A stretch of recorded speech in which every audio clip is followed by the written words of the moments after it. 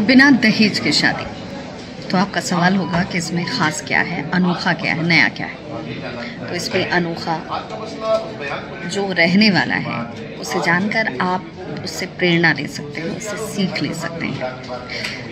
सरकारी शिक्षक के तौर पर नियुक्ति होने के बाद शादी के लिए न्योता लेकर पहुंचने वालों की जिस घर में कतार लगी हो, जहां पर 15 लाख से लेकर 40 लाख तक देने के लिए बरतुहार पहुंच रहे हों, उस परिवार में एक ऐसा शख्स जो सामाजिक और राजनीतिक चेतना जगाने के लिए शिक्षक बनने से पहले भी 13 साल का एक लंबा अंतराल जो है वो समाज में दे चुका हो, उनकी कहानी सबके लिए प्रेरणादायक है। जी हाँ, हम बात कर रहे हैं मुन्ना की। मुन्ना जो पूर्वी चंपारण से आते हैं। पूर्वी चंपारण से आने वाले मुन्ना पकड़ी दयाल थाना के सिरहा गांव से हैं। शिक्षक के तौर पर जैसे ही बीपीएससी की परीक्षा उन्होंने पास की तो बतौर कंप्यूटर शिक्षक नियुक्ति का पत्र उनके हाथ में रहा। परिवार में जश्न का माहौल भी हुआ।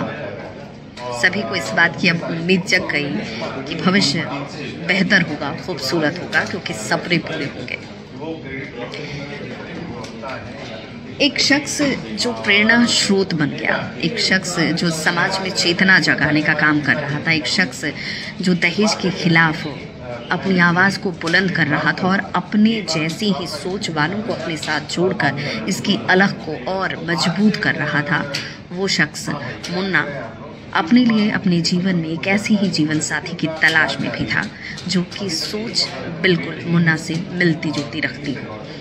मुन्ना की तलाश पूरी भी हुई और अपर्णा सिन्हा उन्हें मिली, जो कि मुख्यमंत्री नीतीश कुमार के नालंदा ज़िले से ही आती है।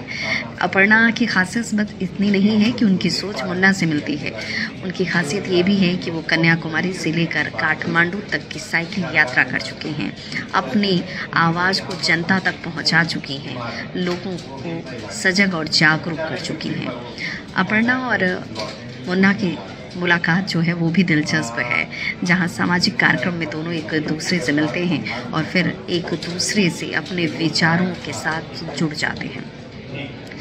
अपर्णा और मुन्ना की शादी जिस जगह पे हुई है वो दुनिया के सबसे ऊंची पर्वत, और उस पर्वत पर भगवान भोलेनाथ के मंदिर में पहुंचकर 5 से 6 घंटों की पैदल यात्रा के बाद भगवान भोलेनाथ और उनके सामने उन्हें साक्षी मानकर जीवन सूत्र में बंधने का प्रण उन्होंने लिया और उस प्रण को पूरा भी किया और दहेज के खिलाफ एक मजबूत आवाज़ बनकर दोनों आज समाज में खड़े हैं।